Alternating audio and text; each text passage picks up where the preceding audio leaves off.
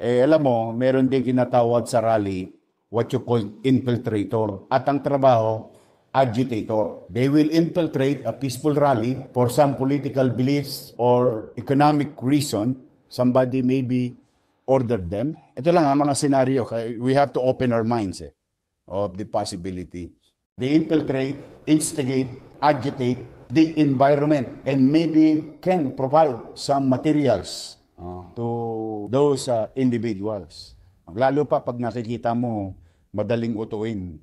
Tawag yun starter. Tawag namin sa Rumble, starter. Those are possibilities.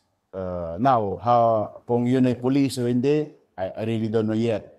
But as a matter of general rule, walang pulis na makikihalubilo basta-basta sa gitna ng mga rallyista na kasibilyan. Makukuyog yun. Usually nasa front line. Divided yung line. But anyway, we'll look into it. And reports will be made naman. And hindi naman tumikigil pa yung MPD ngayon. Kaka-review